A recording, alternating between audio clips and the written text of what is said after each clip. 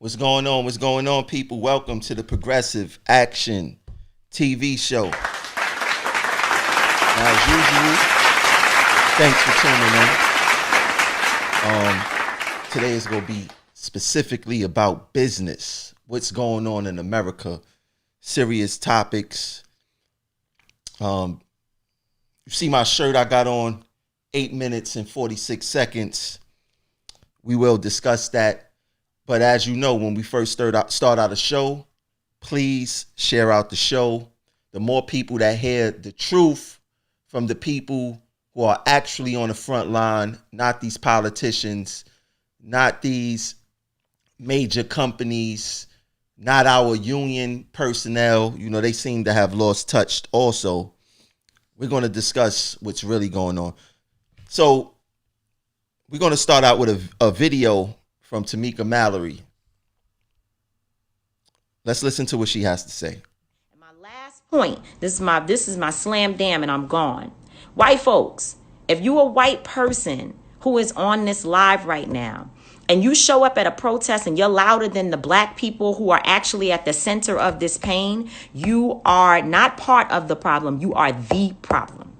You are the problem if you are a white person and your voice is louder than the black people who are actually experiencing the pain. Now, that doesn't mean that you should not put your body in front of, that's what you should be focusing on.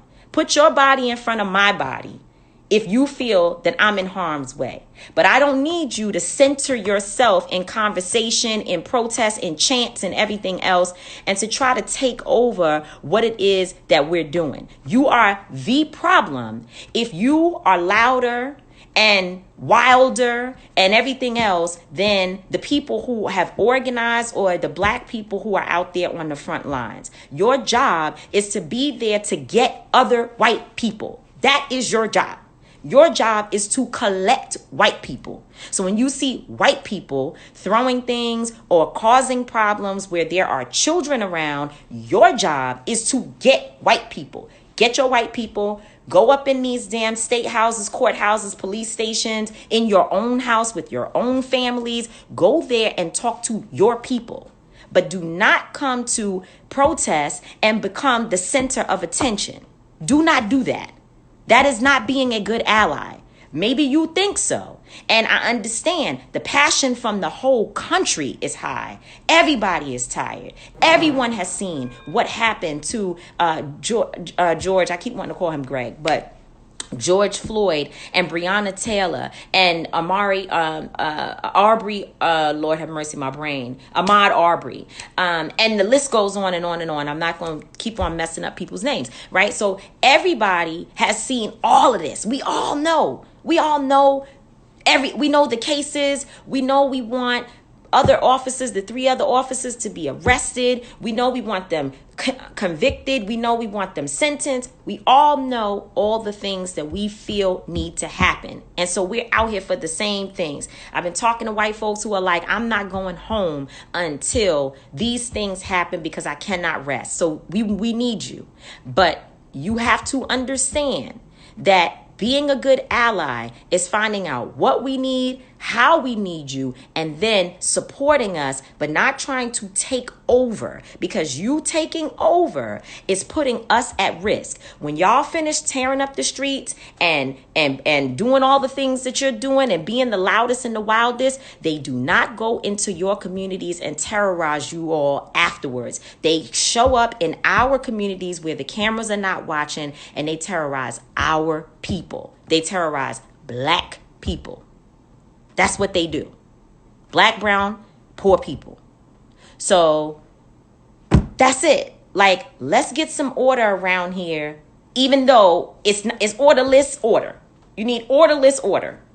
And we need to be doing that. So I'm going to be talking more about this because what I see happening on the news, and trust me, you're not going to hear me out here telling people calm down, go home. You'll never hear me saying any of that, because we're not calming down. We're not going home. We're not punking out. We don't give a damn what type of forces they put on us. We're going to keep on going up against this system, because right now we have the ability, this real, like, this is this moment that we have to really push for what it is that we deserve. This is a righteous cause. You are righteous in your frustration, your anger, and your rage. But you also have to be strategic. We also have to be smart.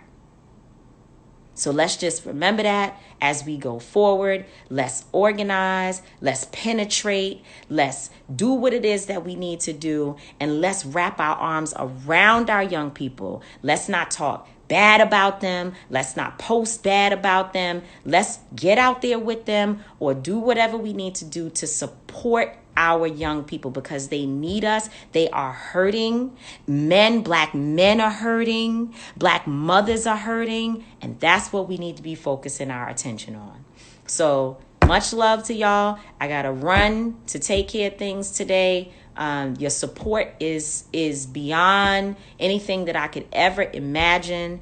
And we are together in this battle. We're together in this. We came to a point. People been trying to tell folks for years. Dr. King was trying to tell them. Rosa Parks was trying to tell them. Everybody been trying to tell them. And here we are in this moment. And all we can do is make sure that we protect ourselves and protect the sanctity of what we're doing, because this is a holy moment.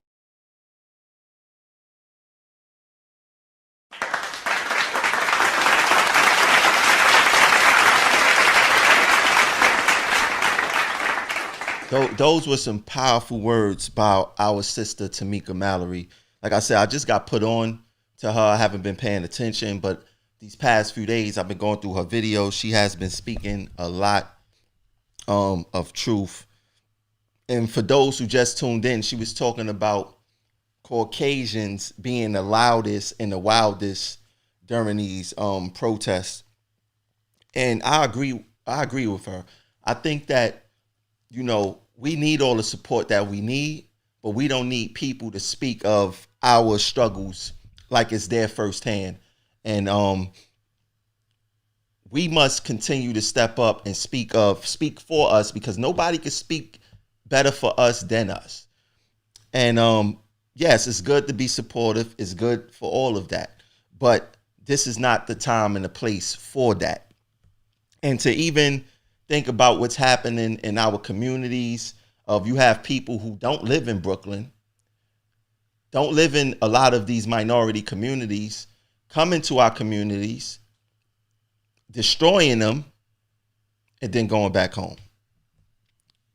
It's an issue with that must be addressed and talked about. Now, like I said, if you want to support us and you got our back and you got our front when your people try to harm us, and you want to jump in front of a blow because your people is trying to harm us, that's the kind of support we need. But we don't need anyone to speak up for us. And that's the arrogance of some people who think that we're not able to talk and speak for ourselves. So shout out to Tamika Mallory for putting together that video.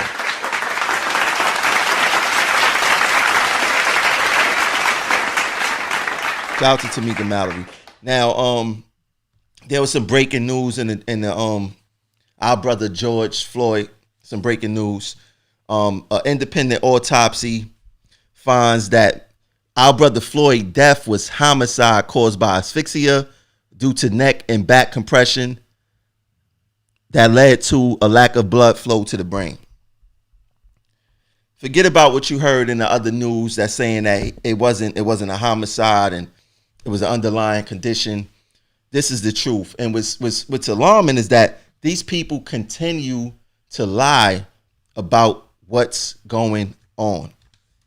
They continue to lie about what's going on. And do they want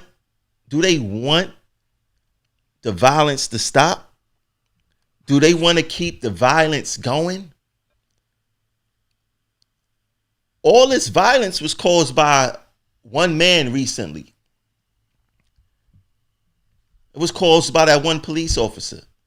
If they would have locked him up immediately, we probably would have avoided all of this. The reason why people are still in the streets is because there's 3 more people to lock up. And they are still out here on these streets. They was acting in concert with that officer, Derek Chauvin, whatever his name is. They was acting in concert with him. I don't understand, why are they still out here on the street to roam around free? They belong in jail also. But us black folks, we have to get it together. Now, to be honest with you, I was not going to do a live video today. Why? I am tired. I'm angry. I don't like to do these type of things when I'm angry, but I'm angry. I'm upset. It's hard being a black person in America today. So I was just watching Trump on TV. And I think you guys need to start paying attention to what's really going on out there. What these politicians are saying, especially Trump and our governor, Cuomo. It's very important to pay attention what these people are saying. And I'm going to play the Trump video. He did a real brief video. I don't want to tell you guys what it's about. I don't know if you've seen it yet, but if you didn't see it, I advise you guys to watch it. But before I play the video, I almost forgot. If you feel like donating to the platform, Progressive Action 100, that's Cash App. The PayPal is Progressive Action. And the Patreon is in the link of the video if you want to donate. But let's get back to the Trump video. This video is very alarming. I think that you guys need to pay close attention to what he's saying, because things just got real. So let's go to the Trump video. Succeed. 100%, we will succeed. Our country always wins. That is why I am taking immediate presidential action to stop the violence and restore security and safety in America. I am mobilizing all available federal resources, civilian and military, to stop the rioting and looting, to end the destruction and arson, and to protect the rights of law-abiding Americans, including your Second Amendment rights. Therefore, the following measures are going into effect immediately. First, we are ending the riots and lawlessness that has spread throughout our country. We will end it now.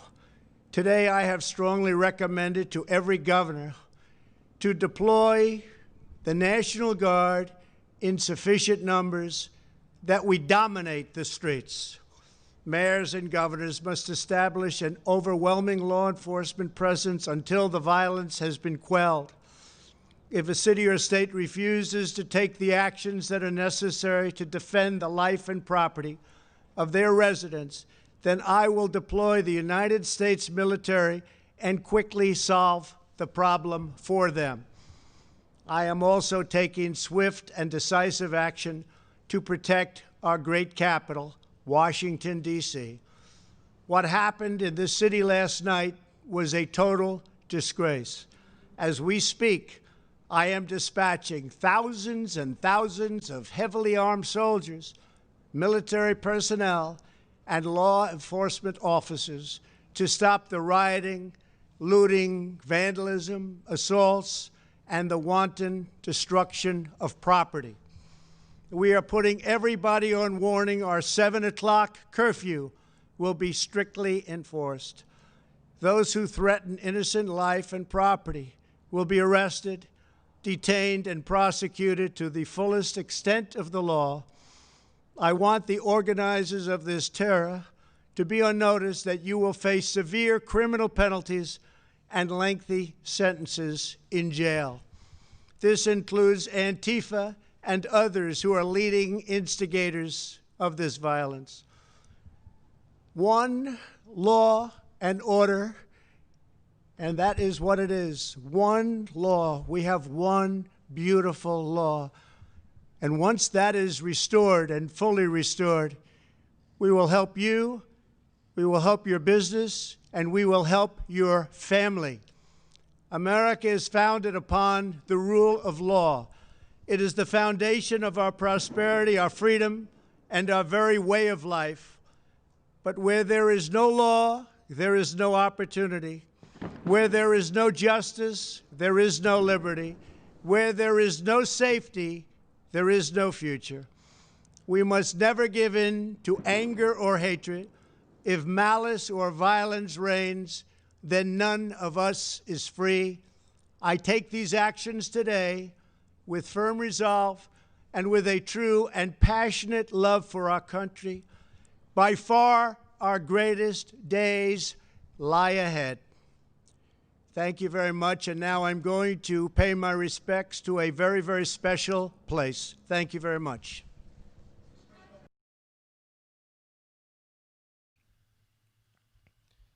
I really hope you guys paid attention to those threats and reading between the lines of those threats. Trump have gave the governors and mayors of the states the full permission to use the National Guard against its citizens. And Trump also said if they can't get the job done, then he will deploy the military himself on citizens. He was talking about soldiers, military personnel, heavily armed cops. Now we must pay attention to what's going on here. Where's most of this violence happening at? In the black community.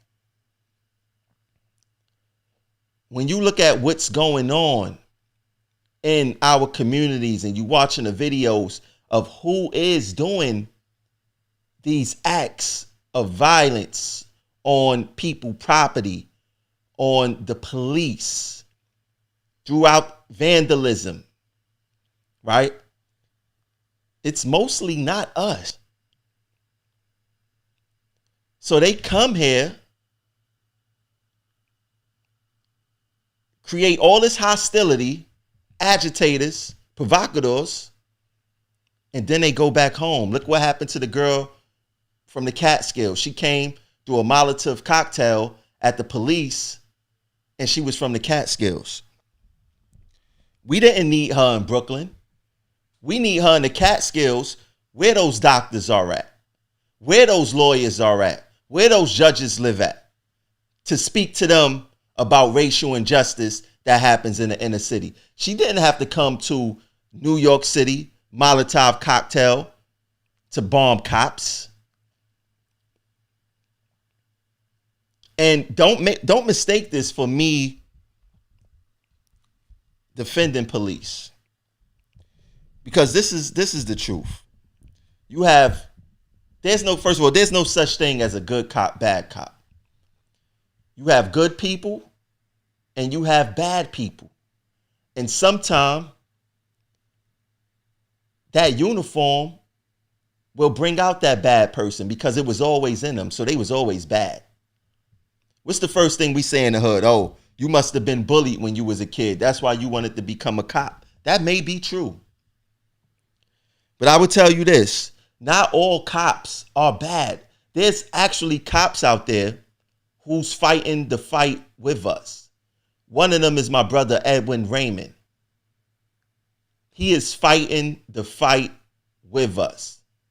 Chief Madry, he is fighting the fight with us. So not every cop is bad.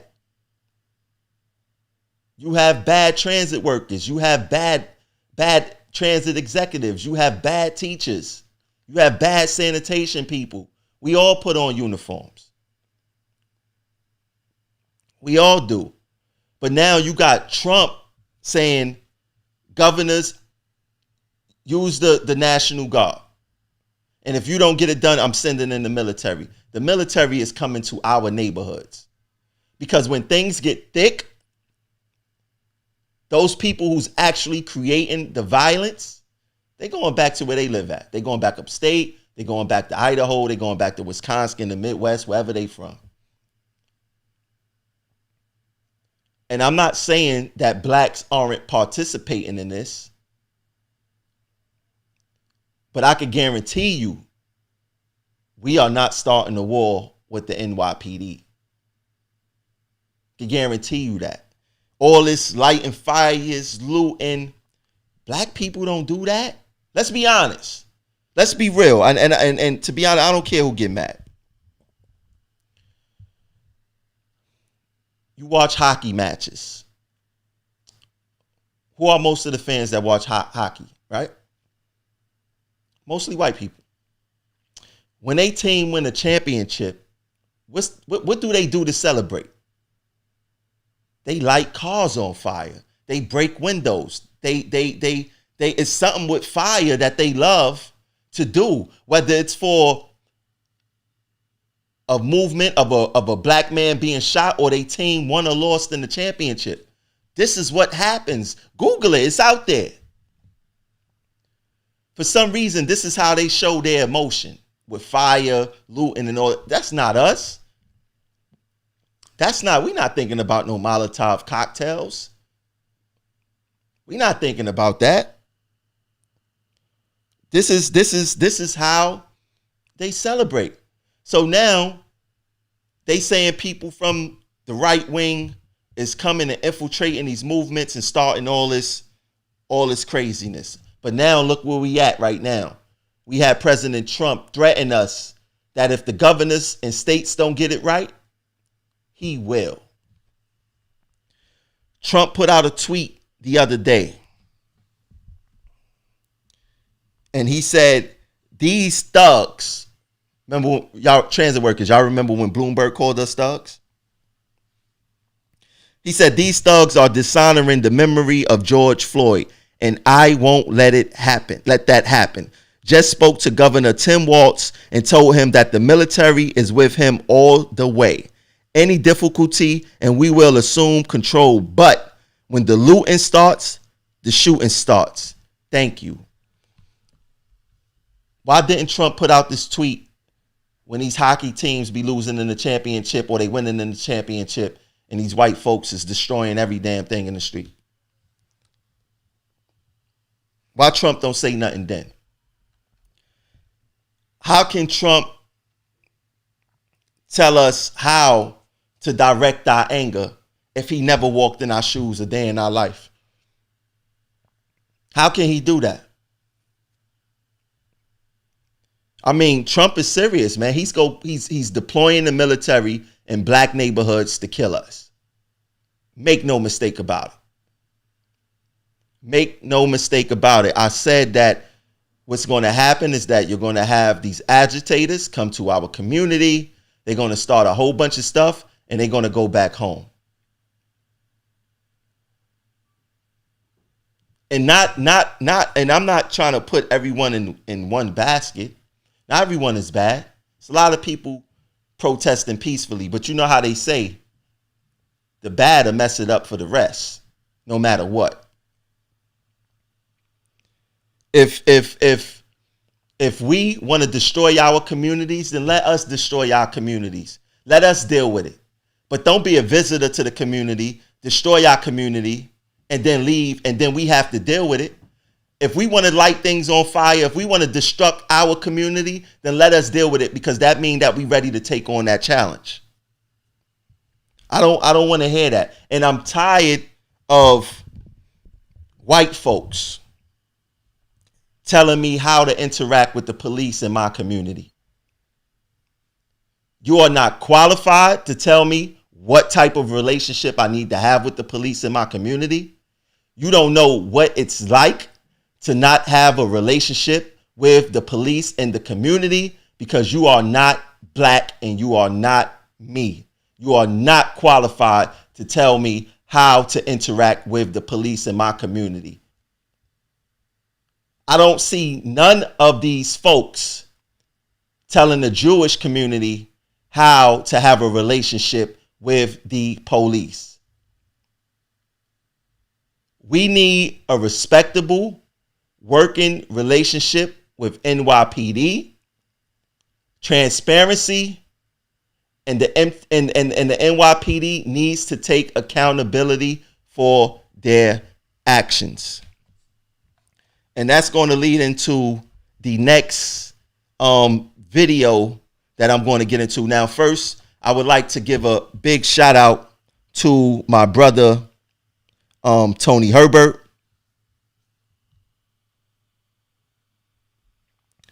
I would like to thank him for allowing me to speak at today's rally and give a perspective of someone who's from the community, who's been harassed by the police, who sued the police and won,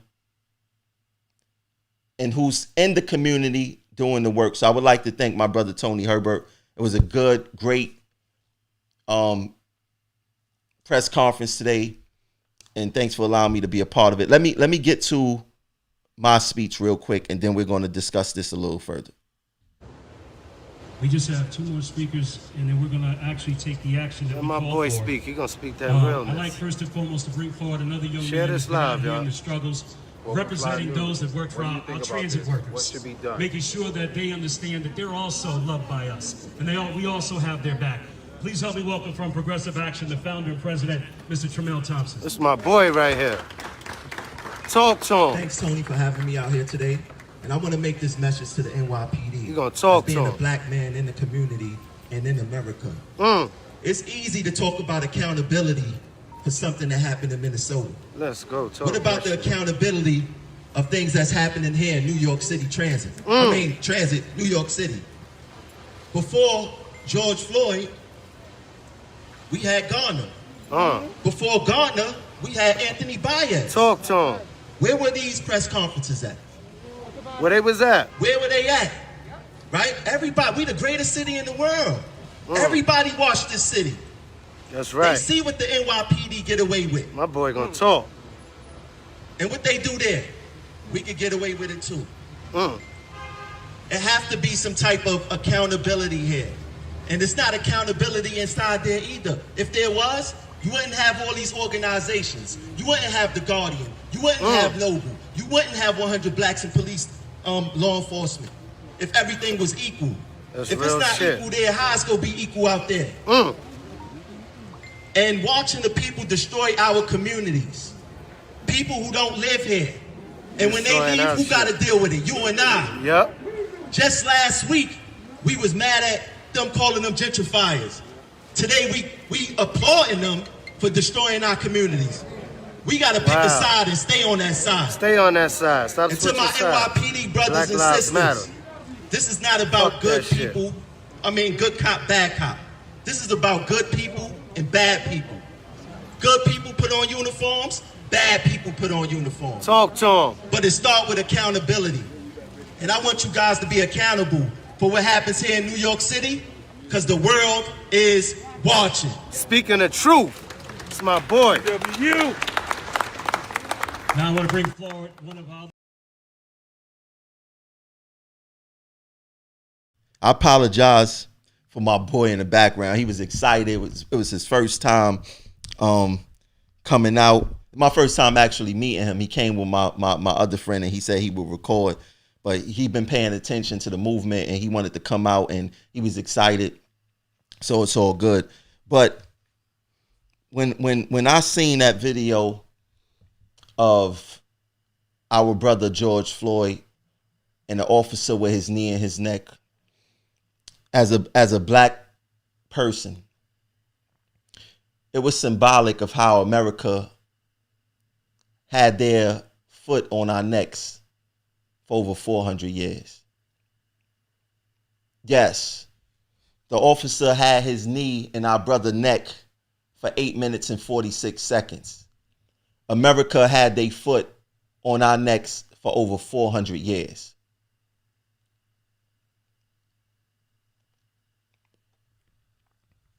we got a lot of people calling for calm and normalcy. We want to get back normal.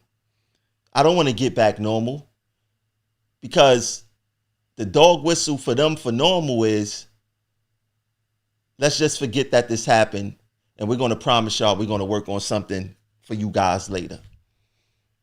I don't want to go back to normal, because that's what normal means for them. Dealing with this whole COVID situation. Only thing you heard Governor Cuomo say, we're going to have a new normal.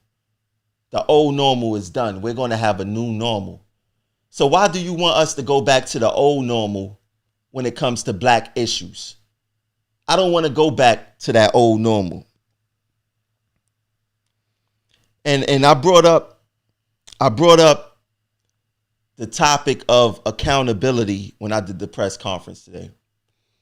And I find it strange that the NYPD will want to stand up for something that happened in Minnesota, but don't stand up for their own egregious acts. Before we had George Floyd, we had Eric Gardner. We had Timothy Stansbury. We had Sean Bell. Countless others. Where were the press conferences at then with NYPD denouncing their own acts? I have a big issue with that. And that accountability have everything to do with their blue wall of silence. That blue wall of silence is a big issue throughout America for the black community.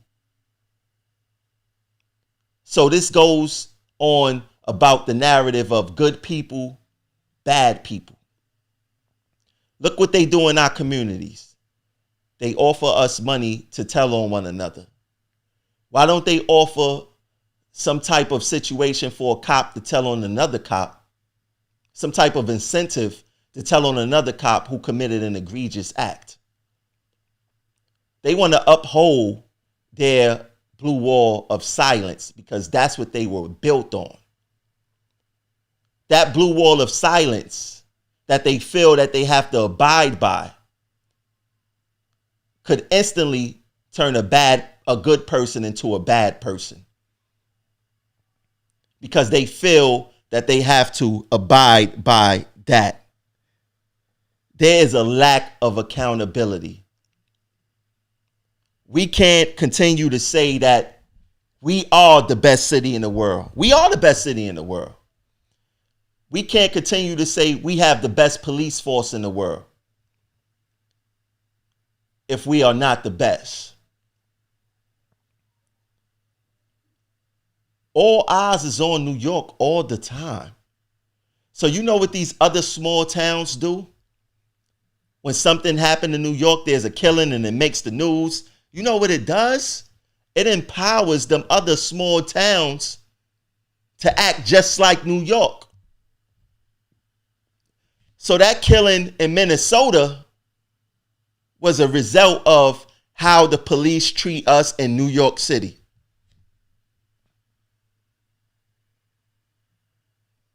This is a fact. You watching videos of what's going on out there, and it's not being told by the media. It's told by the average person who's out there with a camera phone and recording.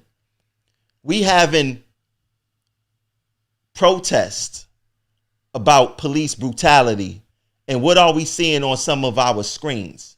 Police brutality right here in New York City. These police, they sit there and worry about what's going on in someone else's backyard, but not worrying about what's going on in their backyard. Just last week, we had racial profiling and violence by the NYPD regarding social distancing. Why wasn't there a press conference for that?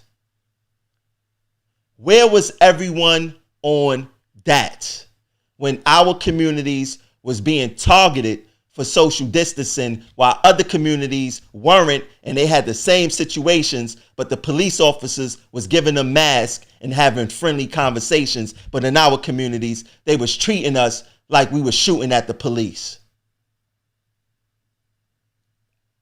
This was just last week. Just last week. We have NYPD officers getting away with murder. What do you think the rest of the country feel like they're going to do if they see the police force getting away with murder? What you think these other police forces around the country think they could do? Get away with murder. And then we sit here and we talk about they need to be one with the community. The truth is, my people, is that they can't be one within themselves. There is racism inside the NYPD. How can I trust them as a black man to want to be one with me when they can't be one within themselves? If they was able to be one within themselves, there wouldn't be no need for no vote in society. 100 blacks in law enforcement. There wouldn't be no need for the guardians. There wouldn't be no need for a noble. Right? You want to know why? Because even within their own organization, there is racism.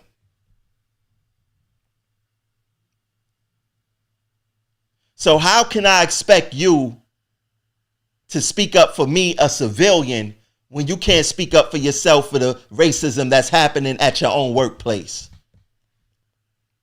I don't got no faith in you. You can't even protect yourself. And a lot of you black cops, you act way worse than these white cops because you feel that you have to prove yourself to make it seem like that you are one of them and you are down. You want to be accepted. So what you do, you take it out on someone who looks just like you.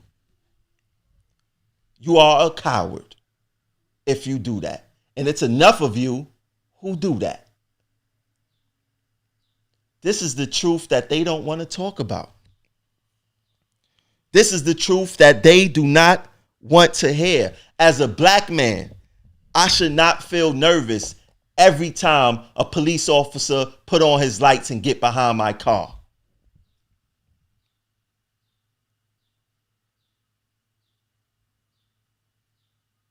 You guys got us conditioned to fear the police, and this was the plan all along. This was the plan all along. You guys need to get it together. Yes, we deserve a seat at the table. We need to talk about this accountability issue that the NYPD is having with the black community of New York City. It's so easy to point in someone's backyard like Minnesota. It's so easy to point in someone's backyard like San Francisco. But when it comes to your backyard, you are silent. You black officers rally behind Patrick Lynch, and he's defending the genocide of your people because no one know the practices better of the NYPD better than the people who work there. Where was Patrick Lynch at? What's his thoughts about George Floyd being killed in front of America?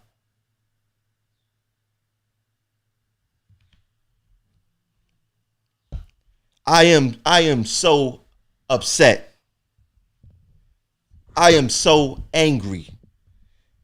And this type of stuff happens everywhere. All jobs. In the MTA, we dealing with the same type of racism. The only difference is they don't have no gun to kill us. They just had a disease called the coronavirus. They put us in the front lines in front of that virus without any protection. That was their gun to kill us.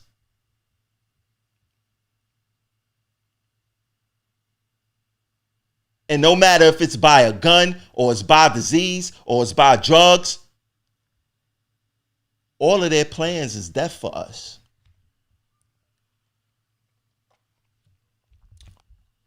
And to all my white brothers and sisters on the job, I need you guys to listen to this clearly. You guys been mighty quiet during this whole protest. When I talk about race, you guys, and nothing going on, nothing could be going on. I'm talking about race. You guys pop out of the blue. Tramel, you know you shouldn't be talking about race. And I don't even be talking about race. I'll be talking about black issues, being pro-black, being happy that I'm pro-black. And pro-black don't mean anti-white. When I show my pro-blackness and the issues that we going through, oh, Tramel, everything ain't about race. Where are you guys at now? Where are you guys at now? Because I'm going to tell it to you guys like this. You have more in common with me than you have with Trump. You have more in common with me than you have with Governor Cuomo. You have more in common with me than you have with Bill de Blasio. You have more in common with me than you have with John Samuelson and Tony Utano. I don't want to hear anything about Tramel. You're talking about race. No, I'm talking about my experience of being a black man in the United States of America. That's what I'm talking about. And where are you right now to stand on my side? To say, brother, I have your back. I'm not foolish. I'm not one of these people that you could tell anything to and you think that I'm going to believe it. You could forget about that. And to my black people, we better wake up. We better wake up. We got to start fighting our own fight. And it's good for them to support us, but they should not be leading our fight. We smart, we strong enough, we intelligent enough to lead our own struggles. We do not need a hype man. We do not need someone to ad-lib. We don't need anyone to speak for us but ourselves. We walk in these shoes. They don't. We don't need them to protest in our communities causing havoc. No, go to the Catskills. Talk to your doctor neighbor. Talk to your judge neighbor. Talk to your father who's probably some type of corporate owner or VP of somewhere. Talk to them.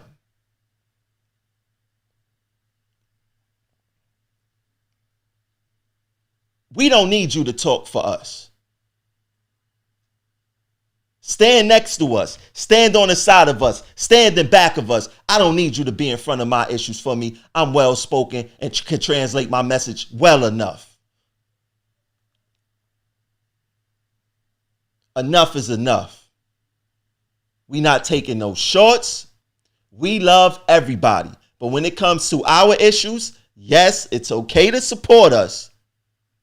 But we don't need you leading these issues for us. Use your white privilege to help us get better. Your white privilege is not speaking up for us. We can do that.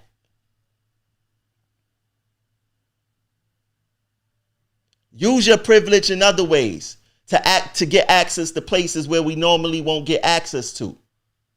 Do it that. We don't need you to speak on our issues for us. Before you pick up a mic, give someone, a person of color, a chance to speak.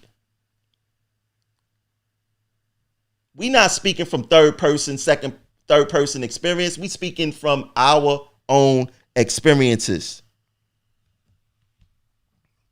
This is ludicrous, preposterous of what's going on. And to be honest, we hearing a lot of people say, you know, I'm intelligent enough to say, you know what? I don't agree with the destruction of our community. Don't agree with it. But I also understand why it's being done. And that's what they don't want to discuss. I'm talking about the justice system, the police departments. For every action, there's a reaction. We had Ahmaud Arbery killed by vigilante white men. We had the other young black female killed, the EMT killed in her sleep. We had Trayvon Martin. And like I said, this is not about good cop, bad cop, because George Zimmerman wasn't a cop. Those people who killed Ahmaud Arbery, they wasn't active cops. Those were bad people that hate black people.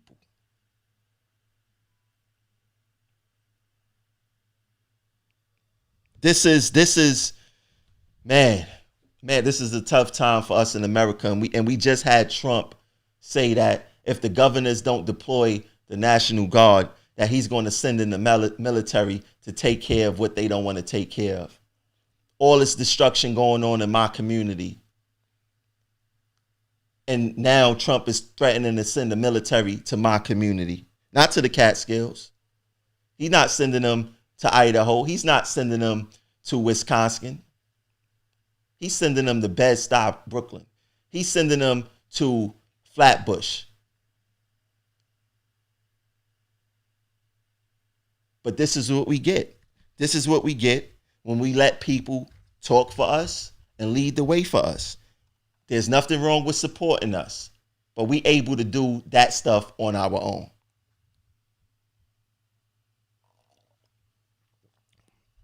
This is crazy. And please, to all my white brothers and sisters out there, do not tell me what kind of relationship to have with the NYPD. Don't tell me what kind of relationship I should have with them, because you don't go through the same things I go through. You don't get pulled over because you're driving in a nice car and you're black. You don't get shot because you was jogging through a black neighborhood.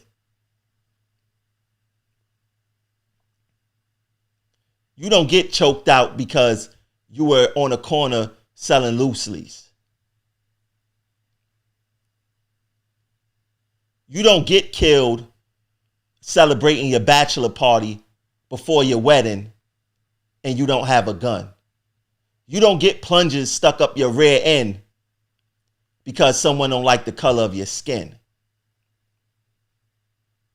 Do not tell me what kind of relationship to have with the police in my community.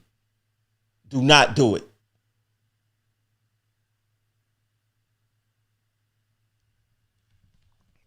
Yeah, y'all really don't understand. It's so hard. It's so hard being black. And then, I mean, I see somebody say we gotta vote our issues. Who said that? Angie. Yeah, we voting is part of it. It is. But I just listened to Governor Cuomo say that, you know, he's playing a game and we falling for his talk too. Look, Cuomo's a genius. He knows how to play the game. He know how to win you over.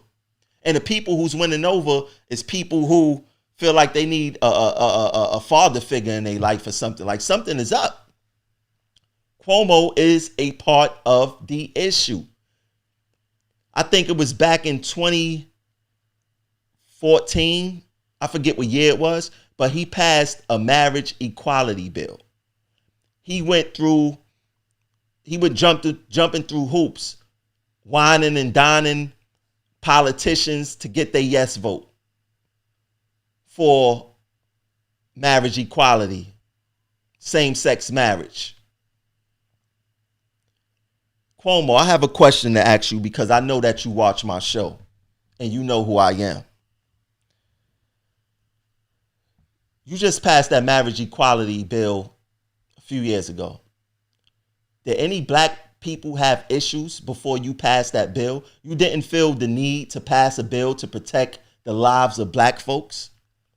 Now, all of a sudden, we need to get legislation. Did black folks just start getting killed when George Floyd was choked out with a knee in his neck?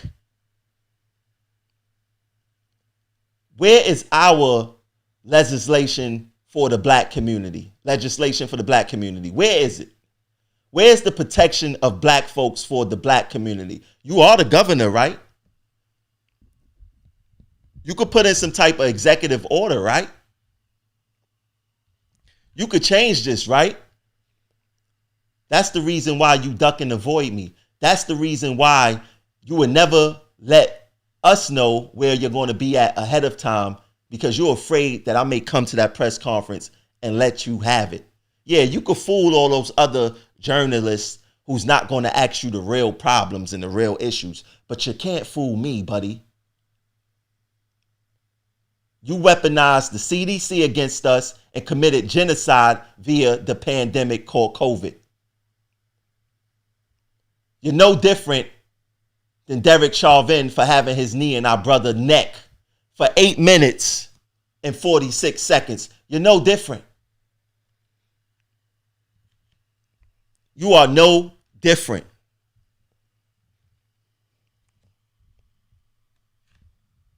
We listen, I'm for the drama. I'm for it. Trust me when I tell you I love it.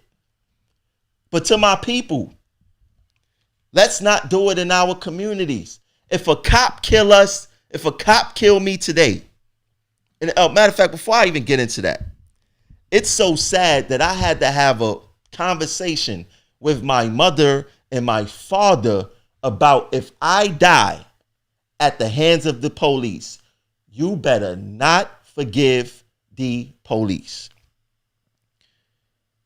My mother said, boy, you must be crazy. We ain't forgiving them. My father said, we don't even forgive them for killing other people. You think we go forgive them if they were to kill you? And it's sad that I had to have that type of conversation with my parents. What white folks is having conversations that, hey, if I die at the hands of the police, don't forgive them? What white person is telling their parents that?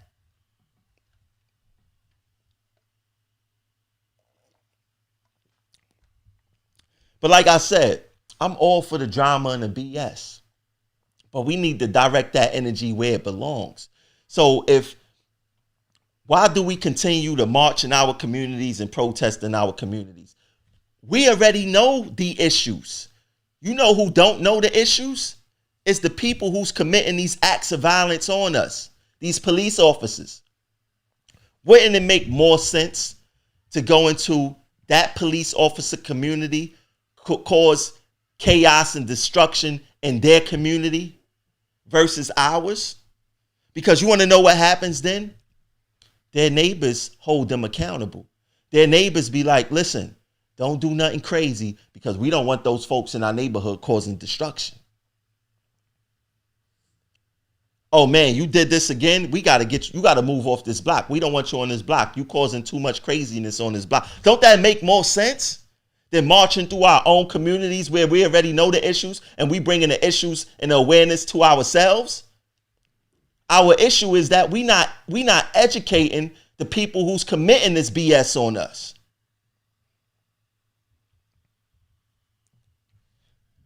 Do you understand that a cop could kill a person in the black community? They won't lose their job right away. They would go back to their community and probably laugh about it and say everything is going to be right because we don't get convicted of these crimes. They don't got to worry about no protest at their home. They don't have to worry about anyone throwing Molotov cocktails through their house. They don't even have to worry about being in the newspaper because for some reason, when cops commit crimes, their faces never make the news. Their faces never make the news. But we must make a change. We must have unity. Yes, I want to unite with everyone, but I don't want you leading my struggle. That's what I don't want. And don't misconstrue my words. Yes, I'm with unity, but I don't need you to speak up for me. I can't speak up for what it's like to be white. I can't speak up for what it's like to not want to get pulled over the police, or when you see lights, you're not thinking about you may die. I can't speak on that. I can't speak on not getting a good loan from a bank because of the color of my skin. I can't speak on that. I can't speak on how the red carpet was rolled out for me because in America due to the color of my skin. I can't talk about that. I can't lead that struggle. I can't even lead women's struggles because I don't know what it's like to lead to be a woman.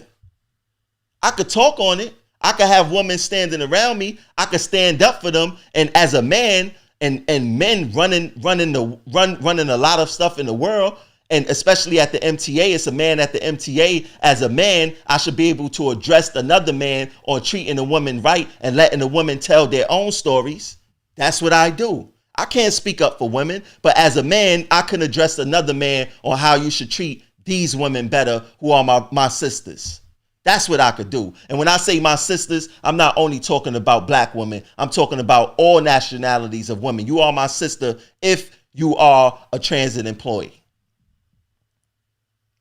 But we must change things for humanity.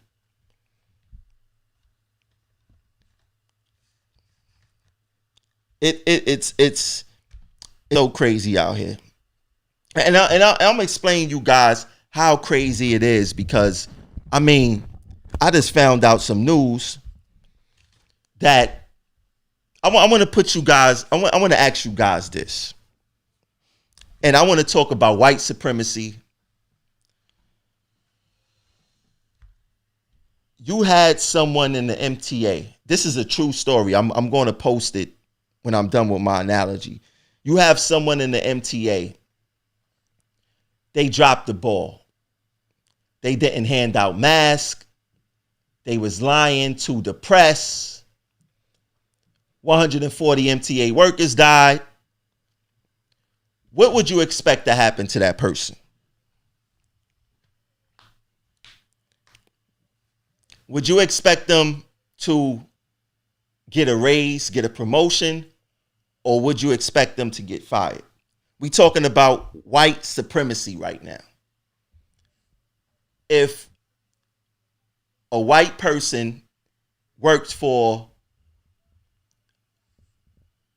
covert white supremacists, I believe they overt though, and they helped in the aid greatly of killing mostly people of color, what do you expect that white supremacist to get? Would you expect them to get a promotion, a raise, or would you expect them to get fired?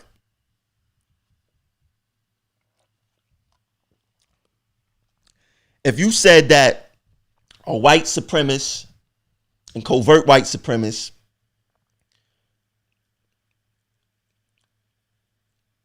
had a hand in killing people of color through COVID, and his reward was a promotion, you are 100% right.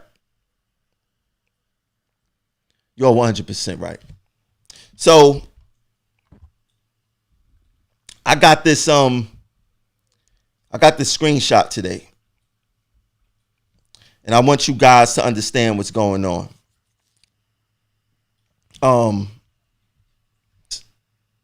Rewarded a promotion with only 2 years on the job.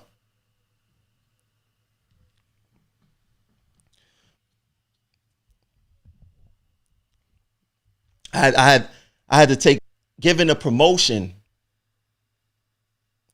because he helped kill a lot of black people during this whole pandemic. A lot of people during this pandemic. He was given a promotion for this whole thing. I'm sorry if I went in and out, guys. It was something going on. But Patrick Warren was given a promotion for helping to kill transit workers during this whole pandemic. How do you not give transit workers masks? How do you say you weaponize the CDC against us? How do you lie about saying that you was giving us masks this whole time. 140 workers dead, and the MTA give him a promotion. You know what that says to me? That says they're white supremacists. You did an excellent job killing transit workers. Now we're going to reward you with a promotion. This is what we dealing with. So the same outrage that we have with our brother George Floyd with a knee in his neck is the same outrage we should have with the MTA, because they killed us via a disease. They weaponized a disease against us. They weaponized the CDC against us. They said the CDC said we shouldn't wear masks. That's not what they safety rule dispute resolution form said. It said that mask was against uniform policy. Nothing to do with the CDC. When I told them our cabs should be cleaned every single day, they said that it don't need to be cleaned every day. Nothing to do with the CDC.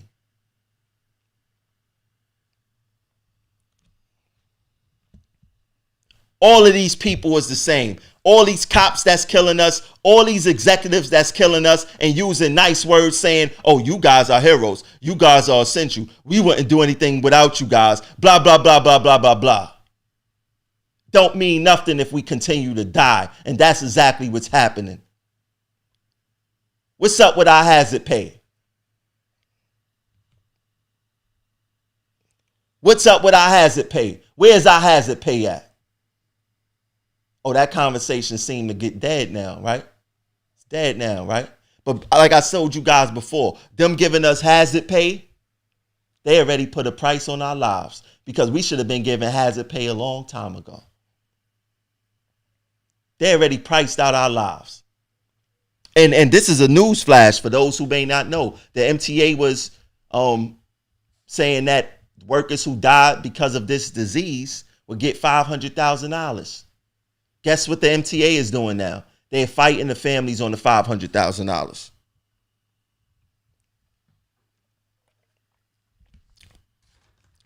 We are in a wicked world. I mean, I would have never thought that I would be fighting for something that Dr. King was fighting for 60-something years ago, 70 years ago. I would have never thought that. Dr. King already laid down the law on what we should do. We don't need to burn down their stores. We just don't have to spend money in their stores. We burn down their stores. They got insurance. Listen, what's the first thing we say when we in the hood and a little local business go up in flames? What we say? Oh, they did that for insurance money. You think these Fortune 500 companies don't have insurance on their businesses? You think when we burn it down, what's going to happen? They're going to build back bigger. They ain't spending no money out their pocket. They not mom and pop. They corporate. They're going to get all types of hardships for the government to get their business back up. They just got money, and they didn't even experience a real hardship. And then, like I said, you got people coming to our communities, burning up our communities, burning up lots where small businesses are. What you think what that small business is not going to be able to recover from that? What you think is going to happen when that small business can't recover? What you think is going to happen to that space? You're going to see a condo go up. You think that this isn't a part of the plan? You think this is not a part of the plan? This is a part of the plan.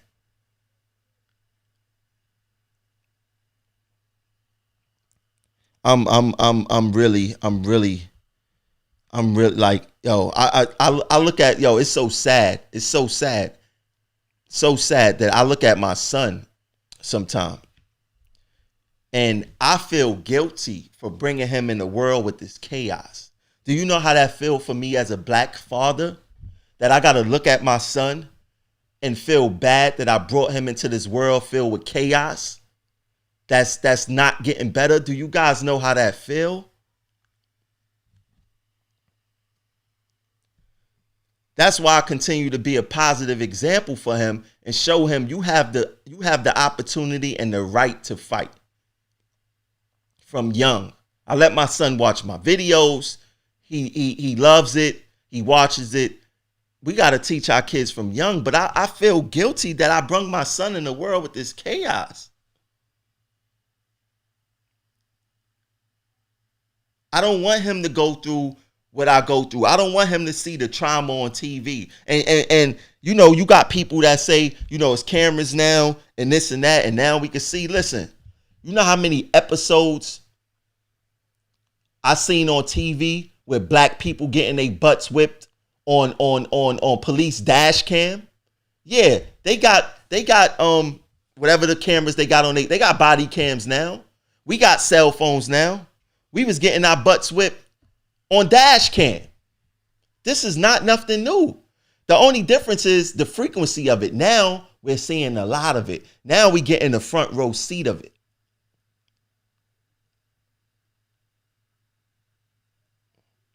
Now it's taking an emotional toll on us.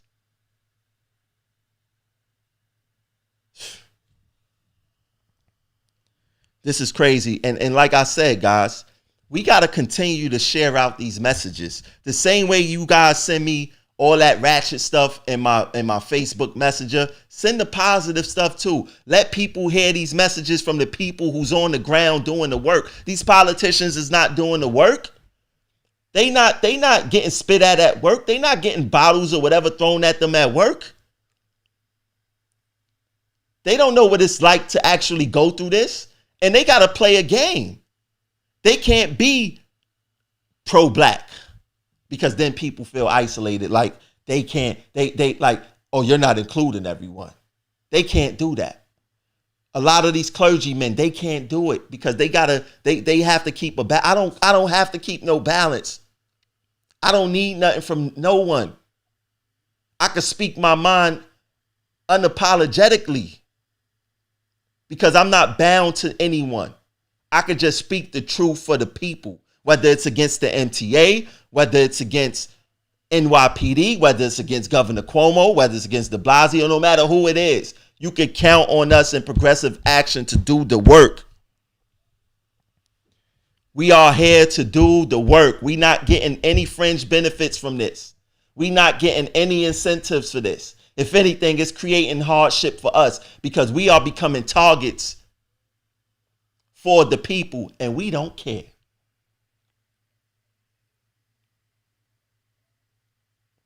I'd rather die on my feet than live on my knees. I'll tell you that much. This is the point of no return. These people done took us to the point of no return. We got to do something. Now, before I get off, you guys could donate to the movement at Progressive Action 100. That's Cash App. You could donate via PayPal. That is Progressive Action. You could donate via Patreon. That's in the link of the video. If you want to be a monthly subscriber of the movement, we looking for you big spenders now to get involved with the movement and support the movement. Oh, forgot to tell you guys.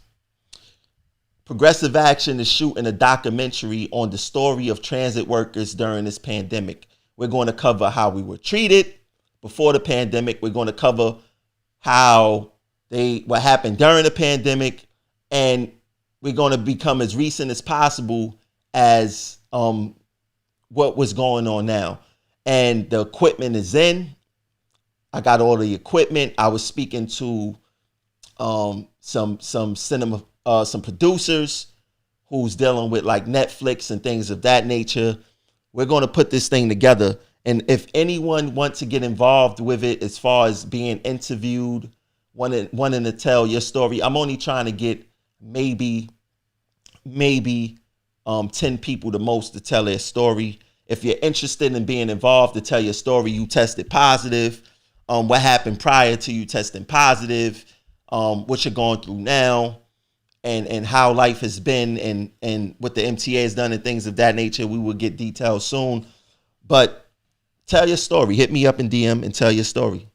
We're going to get it right. We're going to get it right. But like I said, this doesn't happen without donations. So thanks to everyone who is donating so far. That's the Cash App once again. This is the PayPal, and the Patreon is in the link of the video. So please donate to the movement. It's needed. The more money that's raised, the more better we could get with buying equipment, making these lives more better, telling our stories more better, and doing stuff in the community. So you don't have to be at transit or work at transit to only donate to the movement. Anyone could donate. To the corporate entities who's looking to get involved, you could look into our Patreon. I think we have a $2,000 Patreon or something like that to become a member. If you just want to be a regular member, $25 a month, that's nothing. You guys can get involved with that. Thanks for tuning into the Progressive Action TV show. I love you guys. Trust me. I love you guys. We have to do better. We have to do better as for humanity. We have to do better. We have to. We have to hold people accountable. We have to. We have to. Thanks for tuning in. I'll catch you guys later. Peace.